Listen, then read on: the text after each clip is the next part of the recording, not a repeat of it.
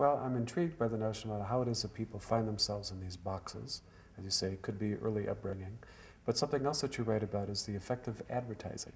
Yes. And I wonder if you can talk about what does advertising do to us and how do we counteract its lesser positive effects? I do come down pretty heavily about advertising. And that's not to say that all advertising is bad. Certainly there can be beneficial advertising. To give an example, let's say that you notice that the sheets on your bed are wearing out and you need to get another set. And in order to do that, you need to know what store that's near you carries sheets, what kind of sheets do they have, what is the price on the sheets, are they having a sale, when is the store open, where is it located. So if you saw an ad that gave you that information, that would be very helpful, and certainly that kind of advertising is fine. But that represents only a very small portion of the advertising that we have in front of us every day, and it's everywhere. I'm continually noticing advertising in places where I didn't discover it before, like on the back of movie tickets, and I mean, on everybody's outsides of sports clothing has been going on for some time, and I mean, it's just everywhere. But what advertising does is to try to get us to buy things that we otherwise wouldn't even think we need or wouldn't even know about.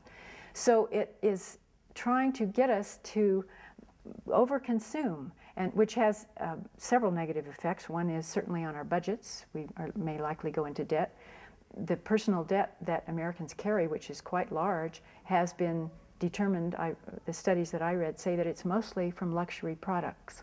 It's now, we could understand if somebody had to go into debt because of a serious illness in the family or from losing a job, but most of this debt is from luxury vacations and a new car when maybe you didn't need one, and all these kinds of things. So they're luxury products, and that's advertising is stimulating us to do that. It's also depleting the Earth's resources because all of those products have to come from somewhere, and they have to go to somewhere, our landfills. And so, plus and it also makes us feel that we're not okay the way we are.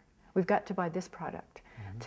We've got to buy this toothpaste, or we've got to have this kind of car, or this type of whatever, you name it, clothes or whatever it is, because we're not okay the way we are.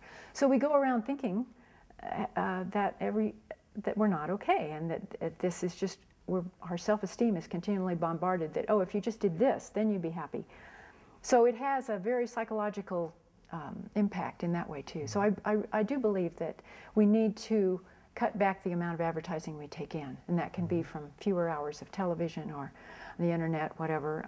I go on then following the chapter on advertising with a chapter on media saturation, because a survey that I noted in my book took a look at how many hours the average adult spends on just 3 media. It just looked at internet, television, and radio, and found that the average adult spends 9 hours per day. 9 hours per day, taking in all this programming.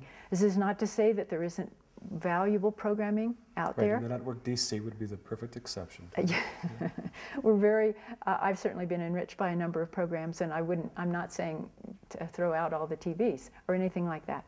But if we're spending that amount of time, and we're taking in a lot of images of violence, both from the news and from programming, entertainment programming, we're also, it's taking away from the time that we could be spending with our family. It's taking away from the time that we could be developing our own talents.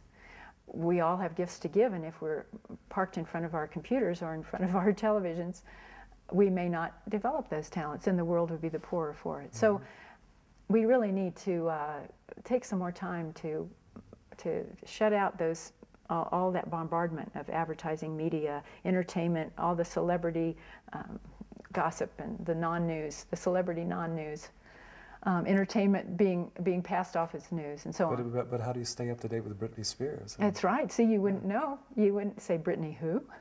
I figure that if somebody's important enough, I will hear about it without having to follow it in detail in the media. So.